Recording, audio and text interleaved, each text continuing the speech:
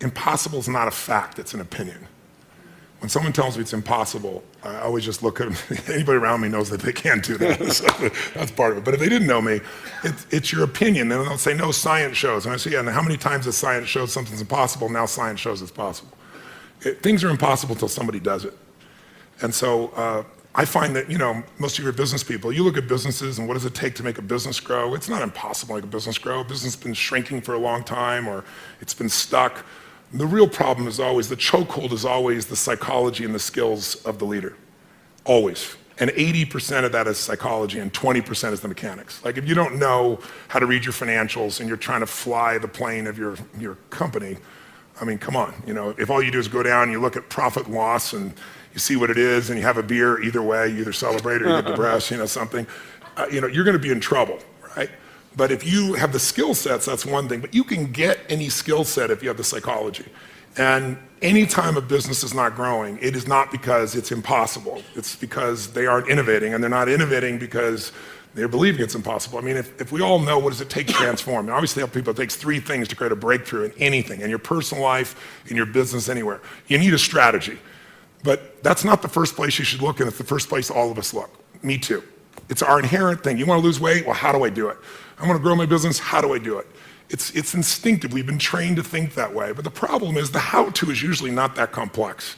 I mean, come on. 70% of America is 75% of America now is overweight. Is that because it's so complex how to be fit and strong? Right? Only the 1% know the answers. They hide it from you. You have to work your ass off to not hear what it takes, right? And so I remember I went to a TED Med Center and I watched about 12 doctors, one after another, get up and do these stories about how we could just get patients to take their medications and try to figure out the whole thing. And I was just looking and going, you're all talking about strategy and you've forgotten psychology. Because strategy is wonderful. I'm a strategist. Spent my whole life figuring out strategies. As we both know, a strategy could save you a decade, right? In business, strategy could save you, it could make the difference between success and failure. But most people have strategies available, or they could get them, or you could create them. But the problem is you got a story. And your story is why it isn't working. And the story is, I've tried what? Everything. If you tried everything, you'd be fit, right? If you tried everything, you'd be profitable. If you tried everything, you'd be there. But people say it, I'm big boned. That's what I used to say. I'm still big boned, but I'm 38 pounds lighter than I was 25 years ago, and I've never gained it back, right? When I was big boned, that was my story. All the good ones are gone. That's why I'm not in a relationship. Or they're gay and I'm not, or I'm gay and they are, or whatever the story is. There's always a story. And what I tell people is, if you can just divorce the story of your limitation and marry the truth of your unlimited capacity, then the whole game changes. But it's hard to do that because when you're in your story, you don't even realize it. So you need a third piece for a breakthrough, and that's really what my life's about, which is changing people's states. Because in a different state, we're different people. Can mean people be nice? Yes or no? Yes or no? Of course they are, when they're in a nice state. Can nice people be mean? Sure, they get a mean state. So really learning to train yourself to be in an ideal state where the best of you comes out for yourself, for your family, for your mission, for your world, for your coworkers. To me, that's one of the most important decisions in life to make. If you ask me, out of all the people I've met, all the things I've seen, what creates a magnificent life? Everybody has goals and dreams that are different. Some people want, picket fence. Some want to make $1 billion. Some, want to have this huge breakthrough in technology. Some people want to write poetry. Whatever is right for people is what I want them for themselves. I don't want them to be like me or you or anybody else. I want them to have their dream. But to have it, you need 2 skills. You need, number 1, to have the science of achievement. It's a science. You have to know how to take your vision and make it real. And most of the people in this room have already figured that out. And this guy sure as hell has, and you have, and I have. So most of us know, and we can all refine our skills in that area. But we know how to take what we dream about, make it real. And if you don't, you can learn from somebody who does. The simplest thing is get crazily hungry for something. We all know when you get so hungry, so desirous, your brain starts coming up with answers. And then it's massive action, but effective execution, which is all modeling, which is, I assume, what this is about. Find the best example, compress the time. Let someone else take 20 years to figure it out. You do it in 2 weeks or 2 months or whatever the period is. We should all be standing on the shoulders of the people around us instead of reinventing the wheel. And then there's this thing called grace. If you work your ass off, you're totally focused, you're trying to serve something larger than yourself, and you really are executing what works, you need a little grace. You might want to call it luck if you prefer, God, the universe, but it's there. And we can all achieve. But I think the more important skill, if you ask me, is to have an extraordinary life is the art of fulfillment. And it's an art. It's not a science. Because there's a science to making money. I don't care who you are. If you do certain things, you're going to have too much financial stress. You do other things, you're going to have an abundance. There's a science. There's a science to your body. Everyone here is biochemically different genome, but there's certain fundamental patterns that if you and I follow them, you're going to have tons of energy, you're going to feel good. If you break them, you're going to pay the price and have low energy or disease. But fulfillment is an art. What's going to fulfill you is different than the other person next to you. You're not going to learn that from anybody else. And you got to find it, because success without fulfillment is the ultimate failure. And I get those phone calls all the time for the multi-billionaire entrepreneur or politician or business person or a person just won their Academy Award and they're depressed and they can't tell anybody because they got all their goals, but they're not fulfilled because they really don't have that sense of meaning in their life. They went for something and they got it. They achieved. And if you doubt this, what I'm saying is relevant to you or us or anyone, just think about a year, a month ago, we lost what I consider to be a national treasure, Robin Williams. How many of you loved Robin Williams? Look around the room, keep your hands up, look. And most of you didn't know him, almost every. And then where you go in the world, people love Robin Williams. By the way, was he great at achievement? Oh my God, that guy, he said he wanted to become a great comedian, he did that. I want to make the world laugh, he did. I want to make my own TV show, he did it. I want to have the #1 TV show, he did it. I want to make movies, he did it. I want an Academy Award for not being funny. Not his skill set, drama, and he did it. I want a beautiful family, and he did it. And then he hung himself. Make everybody happy but yourself. Not a good plan. So if I had a gift to give you, it would be maybe make a different decision. And the decision is that no matter what happens in your life, you're going to live in a beautiful state. A beautiful state. And that could be happy, that could be grateful, that could be being generous. Those are all beautiful states, aren't they? It could be curious. It could be fun, it could be playful. You're not limited to one state, but it's different than suffering. And most people's suffering, and all suffering I've ever seen, I've traveled to 100 countries, I've dealt with presidents of countries and presidents of businesses, CEOs, I've dealt with people in prison, I've dealt with, you name it, average people. Suffering always comes because you're obsessed about something related to you. You can only be depressed if you're focusing on yourself. You say, no, I'm depressed because it's my kids and they're not doing well. No, you're depressed because you feel you failed your kids. It's about you. It's about how you think what you should have done or shouldn't have done or what someone did to you or didn't do to you in the past or the future, which don't even exist. So I have a simple goal. My goal is help people make a decision that says, I don't know what's going to happen. You might get a divorce, even though you don't think so. You might find a member of your family with cancer. You might have your house get burned down or have a tornado go by, and if you live in the same place, it happens every 2 years and you move back, we should talk, but some people seem to do that for some reason. You can't control those things. I can't control those things. I don't want those to happen to you or anybody I love or anybody who's even a stranger to me, but they're going to happen. True? Not positive things, just the truth. So if that's going to happen, I say make a decision now that says, I'm going to live in a beautiful state and I'm going to find beauty in whatever life brings me. Because life is too short not to. I see a little buddy over here named Sean. I remember when I got a phone call from the Make-A-Wish Foundation, say, a young man is about to die and he wants to meet you. And he came to the seminar and then I took him out afterwards. And at the time, if he coughed too much, they said, you can't grab him. I said, I want to take him across the fire. They said, take him across the fire? I said, if he coughs, he'll break a rib. I said, I'll be really gentle. We're going to do this thing. And he did it. And then afterwards, I sat down with him and said, man, I don't have the answers, but if your body you're just coughing and it's going to make you break a rib, your body is so acid. I said, you should get alkaline. Let me put you together with a doctor. And how many years ago was that? From 36, I was 19. You were 19 and you're now 36. I like seeing you here, so brother. Give him a hand. He's a beautiful man. He's a beautiful man. But Sean, what made me think of Sean is Sean lives in a beautiful state. He could be complaining and whining. What does he do? His whole life is not about himself. That's why he's so happy. He doesn't live in himself. He lives outside himself, serving things he loves. He still takes care of himself, and he's funny. He likes to seduce women and things like I can't talk about right now, but... Oh, you're married now? Okay, well, good.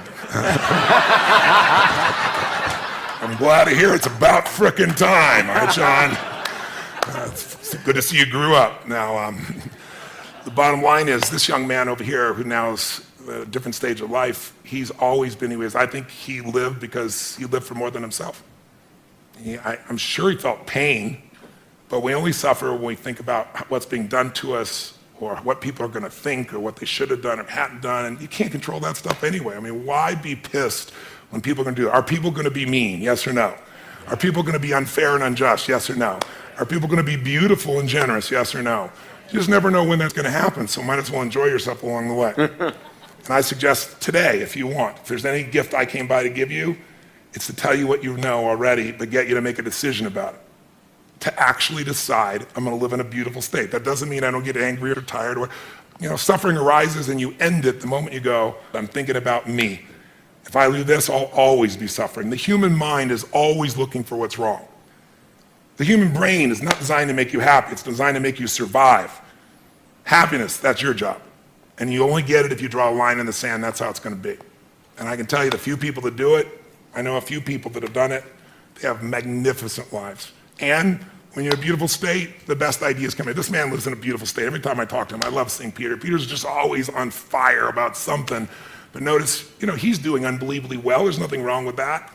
But almost everything he's doing is about more than himself, and so that's why he feels so alive. He's not suffering an ounce. He's in ecstasy. He's not lucky. He's living life a certain way. It's a beautiful way. I'm honored to have you as a friend. Thank you, brother. How many met this man before and he was in a wonderful state? Let me show your hands. I don't think I've ever seen him not in a wonderful state. I've seen him have some painful, challenging places, but he doesn't stay there. And look what he's able to create because of it. He is a 9-year-old boy who's on fire. He's on fire to light the world on fire with what's possible. It's a beautiful thing. I honor you. So the contribution I'll make, thank you, Tony. And I think it was about impossible and mindset and so forth, is the reality is there is very little that's impossible, period. It just is. And your mindset, as soon as you say something is impossible, then you shut down every possibility for solving it, right? And we all know this. And the challenge is that it's really hard not to be in that state because we get thrown stuff all the time. And what I want to share with you is an experiment, which is to say, okay, not only how do I make it possible, but how do I actually go 10 times bigger? And you've heard me speak about this, moonshot thinking, bold thinking, whatever the case, whatever terminology you want to give it. And most of us in our life are trying to make a 10% improvement. And we know this. I'm trying to increase my revenues by 10%. I'm trying to reduce my sales by 10%, save 10% more of the lands out there, whatever it truly is. We all have this sort of beaten into us by life and by the rest of the universe that you can make these small incremental improvements. But the fact of the matter is that there are those in the world that go 10 times bigger. And every one of us can be that.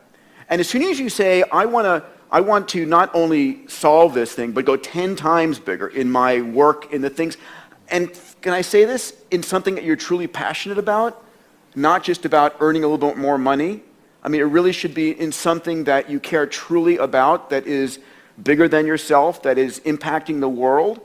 As soon as you try and go 10 times bigger, 3 magical things happen. Number one, even if you have no idea how to solve it, no idea how to get there, you'll be amazed at what you come up with. And what's interesting is our legacy, our past, anchors us to where we are today. And you have to let go of that. You truly have to let go of all the stuff in your past, what you thought you'd done, all of the infrastructure that you've built to let yourself go. When Elon Musk built Tesla, the reason Tesla was such an amazingly better car is he didn't have 100 years of Detroit to hold on to. He started with a clean sheet of paper. And imagine what could be. The second thing is when you try and go 10 times bigger versus 10% bigger, it's 100 times the value proposition. And it's never 100 times more expensive or 100 times harder. And so you get this increased capability. And then the third thing is when you try and go 10 times bigger, to solve a problem 10 times bigger, you've got to reinvent stuff. You have to actually go and figure out, okay, I have no idea how I'm going to solve that, but you're going to start to reinvent things. So when Eric and I were working on, asteroid mining, We had to reinvent. We had to have so much computational power on board the spacecraft. We had to come up with brand new sensors and hyperspectral and midwave IR that didn't exist, had never been licensed, because these spacecraft were going to be operating at 200 million miles away, and that forced us to come up with new kinds of capabilities that were not currently possible. And you'll be amazed what those capabilities that you create in your business, in your life, enable you to do. And so there's this massive benefit, this payoff, this dividend that comes from expanding your mind and not being anchored to the past. And so I think that there are very few things that are truly impossible. I think that impossible is a state of mind. And I'll say one other thing. The people in your life are part of that anchoring. And so how do you anchor yourself with a new set of people?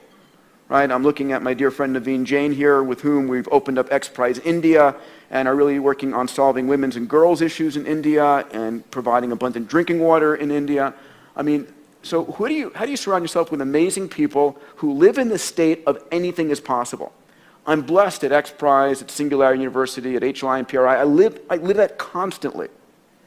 And so how do you do that? Where are you doing that? What is your nothing is impossible community? Here. It is truly here. And so that's really critically important, because once you get into that mindset, then you start freeing yourself from that you tell yourself and people tell you. Because we are living in a world where constant, amazing miracles happen. The other thing, because I'll put my commercial into this, stop watching the news. Stop watching the news. You could not pay me enough to have the Crisis News Network or the Constantly Negative News Network, whatever you call CNN, pollute my mind. Really, I have social networks, I have Google filters and so forth. I was just telling Ariana about this, and hopefully she'll do this. I want on the front page of Huffington Post, I said, I want a slider where I can control the percentage of positive news stories. Right? How would you like that instead of, because right now it's 10 to 1 negative to positive. It's true. It's like, why would you possibly invest in the world and in the life and all these things if the world is falling apart? If the Crisis News Network is like showing you airplane accident, airplane accident, airplane accident, what problem is that the news networks never tell you, there was no school shooting today at this school, or there was, this airplane actually flew LA to New York and actually made it and everybody survived. That's not news. And so we get this disproportionate view, and so our minds are constantly, the mindset you have when you watch the negative news is awful. Not that it's not going on. It's not that there's this amazing hardship and lives that are on the precipice of hunger and death around the world. But the world is getting better at an extraordinary rate, and you can make a difference in it. And there is no problem. There is no problem we cannot solve, period. End of statement. So. Awesome. All right, so since both of you are two of the greatest achievers and biggest thinkers, at least that I know. In the history of humanity. Honest to God, you know what? No, in a very serious way. It's funny. I can't imagine there will ever be another Tony Robbins. You are a freaking freak of nature. That's true. A force of nature. And I mean, one of the most amazing things, like when I went to date with Destiny, he'll ask, how many of you came here, you're thinking about committing suicide? And literally, I don't know, anywhere from 6 to 12 or whatever, I don't know the amount, stand up, and you literally take that on. I don't know another human being that could, it's mind-boggling, and you flip it. You take a person in a horrible, hopeless state, and they're coming to your seminar maybe as a last-ditch effort, but there's that hope. And you just channel it, but then you share that with freaking thousands of people live on the spot. I mean, and that's just one of like hundreds of things that you do that are mind-boggling. And everybody in the audience thinking, there's no way he can do this. There's no way you can solve. How can you possibly? And then boom, it's done. You do it. It is truly a blessing to have you on the planet. It's a blessing. I mean, like, were you born this way? It's a stupid question, but like, I'm saying it for other people. Like, you built yourself to be Tony Robbins. Could we publish your gene sequence? I was a kid from Azusa who had no certainty, who we had no food and had to be in charge because my mother was a little crazy, and I promised myself that my future family would never go through this. And so I decided I hated suffering because I experienced it and I wanted to end it. So I read 700 books in the area of human development, psychology, and physiology when I was still 17, 18, 19 to 21, 22 years old. I was saying I was going to read a book a day. I didn't do that, but I was still immersed. I went to every event. I listened to everything. I got immersed. But when it comes to people, I've been doing this for, 38 years, and I've been with 50 million people, so, and 100 countries. So there's nothing I haven't seen at this point when somebody stands up. So it's beautiful. It happens different every time. It comes through me. And I really believe in grace. I really believe it's there. But I prepare at a level that most people never dream of. And I also know that there's, whatever human beings feel, we are not our feelings. We are not our patterns. Those are things we might identify with, but we're not that. And so when I see a pattern and it doesn't work, I don't think the person's broken. I don't think anybody's broken. I'm not here to fix people. But I am here to break up the patterns that don't work. And I've never lost a suicide, knock on wood, and thousands for 38 years. And we follow up 2 years later, 3 years later. They're making a documentary right now. So how do you both deal with or think about or even channel like extreme levels of stress, adversity, criticism, public opinion, or failure? Because both of you have had, things that just flat out didn't work, but you're public figures. And how do you handle it or deal with it or think about it? I really let go of criticism really fast. I might, sort of process it in the moment to try and figure out is there something that I truly can learn from there valid, but I let go of it really fast. And so if I'm in a fight, a personal fight or whatever, it's like, time is so precious. Time is so precious. Failure, God, I've had a wonderful series of failures. And, I built a launch vehicle company that we won this huge contract and couldn't finance it and had to close it down. I've built a multitude of companies. Luckily, a third have been great, a third have been okay, and a third have been life lessons. But I have to believe that what I'm doing in my heart of hearts is the right thing to do.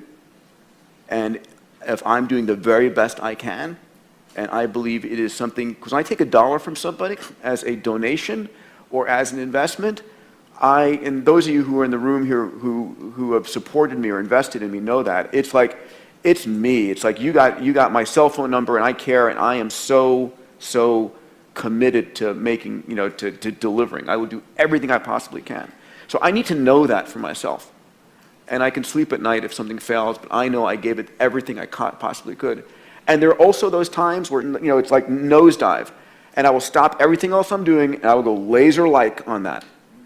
100%, 24 hours a day, 7 days a week, and I will do everything humanly possible. And it takes that a lot of times. It absolutely takes that a lot of times. So, that's for me. Awesome, thank you. I would say, I love to light people up. Since I was a little kid, I love to light people up. And so early on, I want to make everybody happy all the time. And then I come in this package, I was 5'1", and then next thing I know, I'm 6'7". I grew 10 inches in a year because I had a tumor in my brain. And I didn't even know it. And I grew, so I'm big, and I'm quiet and unassuming. I have a hard time expressing my true feelings, so it makes it difficult for people to understand what I'm really like. No, I'm fairly loud and intense. And what happened for me in the beginning is I was trying to make everybody happy all the time, and then I just began to realize not everybody wants to be happy. And gradually I began to realize opinions are a dime a dozen, but impact is all that matters to me. So when you've had the impact, and you don't need anybody else to tell you. And you don't need somebody else to acknowledge you, put stars on your chart. When you do what's right, you know it. And no one can take that from you. They can take away anything you have, but they can't take away who you become. And you become something unique when you find a way to grow and you find a way to give. And when you do that consistently, it creates an extraordinary life. So I'd lie to say that I don't want people to hate me or dislike me, but it wouldn't be accurate to say I don't care, but I don't care enough to change what I'm doing. If what I'm doing is valuable. And I think that as far as failure is concerned, oh my God, there's just so many failures, but I just don't hold it that way. And it's not a technique or being positive, it's just being intelligent. Failure is education if you use it. If you learn something, it's not a failure. If you don't learn anything, then it's failure. But if you learn something, I mean, how many of you in this room have had something happen in your life that was horrific? You hated it. You'd never want to go through it again. You never want somebody you care about to go through it. But looking back on it 5, 10 years later, you say, I'm so glad I went through that because it made me so much stronger or so much smarter or maybe care so much more. Who can relate? I'm curious, right? So if that's true, then why not adopt the philosophy that life is not happening to me, it's happening for me. And that everything's happening for me, even what I thought was failure. And now my job is to figure out where's the benefit and use it for greater good. So I could probably list unlimited failures, but I would be insincere because I don't really look at them as failure, and that's not because I'm positive, it's just because I work my ass off to figure out what can I learn from that, how can I use that, and I'd like to make people happy, but I've also learned in business, like I fire customers. I don't need them. It's a privilege to do business with us because we will more than deliver times 10. And so I teach my team, and it's so rare we have to do it anymore, but you fire a customer and you say, listen, we're not going to be able to meet your needs clearly because are there people out there that no matter what you do, they're going to be unhappy, yes or no? But why are you doing business with them and taking the life energy of your organization from it? I get rid of them so fast, and then they always want back in, and I never let them back, never. And then when they become a public hanging and other people go, well, this is how you play here. Because in the world of the internet, we've lost any form of kindness. People say things that are the most harsh, horrific thing, and the stuff people write, and all it is people who feel insignificant, who would never have the guts to say something to your face, but we've created an environment where it's tolerated. And so I think reversing that is really important. You have to define your environment, your business, your world, your family, because we all get what we tolerate. I won't tolerate it. I'll give my soul to a stranger, but I won't tolerate somebody being abusive to any member of my team or to people in my audience or to me, certainly not to my family. And you get what you tolerate, you got to decide. And you also get what you tolerate in yourself. And I think if you can look at what you're tolerating yourself and say, I'm not going to tolerate that anymore in myself, then it's easier to lead other people. If you're just telling other people you won't tolerate, they'll look at you and go, yeah, you don't tolerate, but look how you are. And you don't have to be perfect, but people see how, you don't have to know who I am, you don't have to watch my lips move. You can see how my feet have moved for 38 years. That's Tony Robbins, right? That's probably the best signature you can give. That's the brand that you put out there. It's the way you live. The thing you said, the line, which I love, life is not happening to me, it's happening for me. Is that like, is part of that a trick you play on yourself, or do you truly believe everything you are able to take that as ingredients of this is all happening for me, this most horrible, most horrendous thing from diseases to suffering? I mean, that's an important line, and I'd like to... It's not just a line. There's a woman that I just saw that I'd met 15 years ago, and she just showed up at my seminar, and she was suicidal because one of her daughters had gotten sick, and she brought her to the hospital, and the doctor said she's fine. She brought her home, and the child died. And she was going to kill herself, and she had 3 other kids. So I really, truly had to work with her, and I remember working with her back then. I looked it up because we have all stuff I've ever done on film.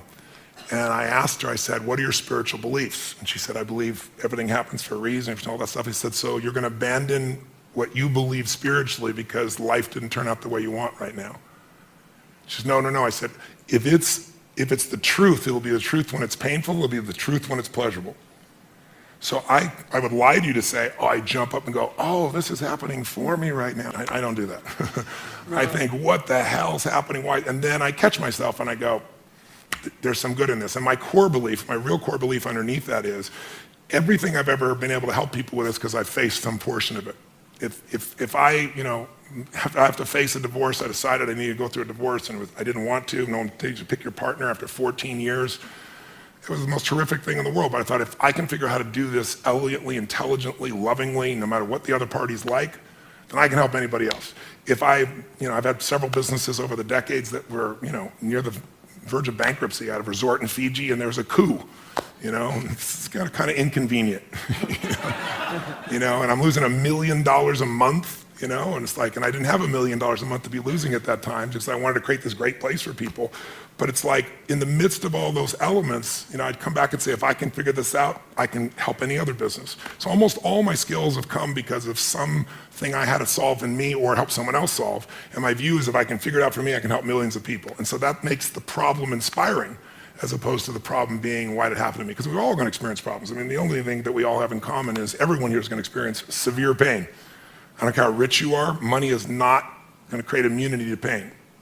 Suffering, you can get immunity from the decision I told you about. But we're all going to have problems. We're all going to have challenges. The only difference is what the hell are you going to do with them? And if we just deal with our own problems, they get really boring, and some people need problems to have drama in their life to cover the fact they're not doing anything. But I think it's much more interesting to solve it and move on and help other people do the same because you've actually done it, not because you talk about it. Yeah, gotcha. What I love is Robin Sharma, who we did a call with. He's in the room. He has this thing, the 5 a.m. Club. A guy named Hal Elrod wrote a book of Miracle Morning. You do priming in the morning. I'd love to hear what you guys feel are your best rituals, or what it is that you are doing that just massively impacts you to be as effective as both of you are. If there's something simple or something that you just do that makes your life work, starting be it a morning ritual or just anything that people here could do. Does watching cartoons with my kids at 7 a.m. count? No, that may be accurate. I mean, it's for me, it's anchored in my desiring to make the impossible stuff I set out happen, right? It's anchored in this infinity challenge. I'm never bored. These problems I've taken on with an amazing group of people are all sort of infinite, and there's no getting there.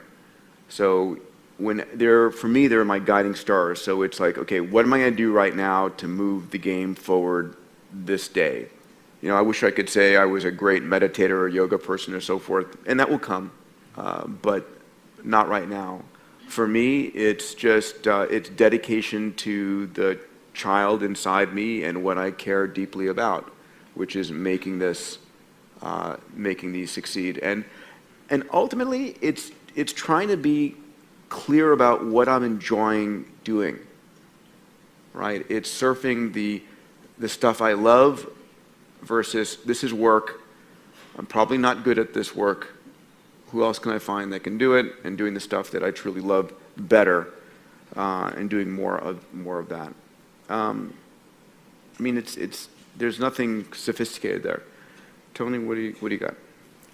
Well, I think anyone who succeeds has something that they aspire to. There's a mission, there's a direction, there's a desire, and they bring it up regularly. And you do that, even though you say you don't do it in a sophisticated way. Attacking the human genome and figuring out how to get meteors to feed you what you need is a fairly large vision, somewhat sophisticated. Mine's really simple. Mine's simple is I believe that the body is the place that drives the mind the fastest. You can go inside your head all day long trying to resolve things and make excuses or freak out, but I learned early on in my life that in order to make myself do things, I had to trigger this body to feel strength and to know that when I say something, I mean it. And so I have a simple ritual that's actually enjoyable. It may not sound enjoyable, but it is now, which is I get up every morning, and I'm privileged to have multiple homes. So if I'm in those homes, one of the homes I have a river, the rest of them I have cold plunges.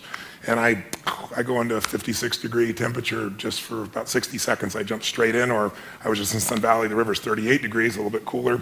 And I took my nephew and said, "You're about to learn how to start your day."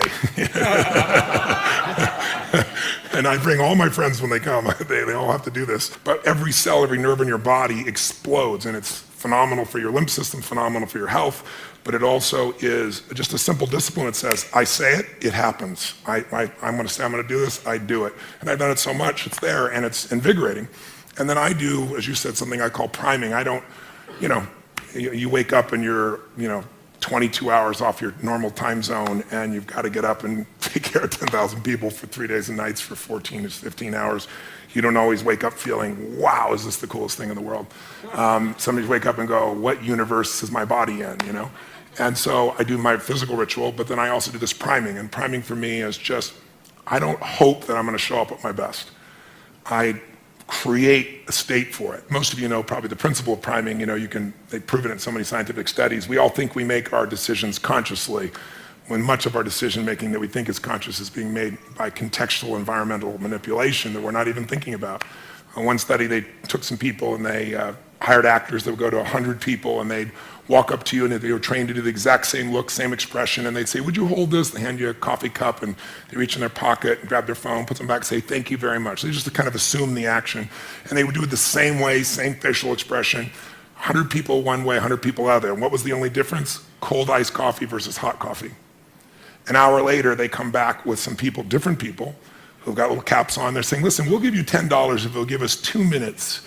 If you read this 3-paragraph story and give us 2 question answers.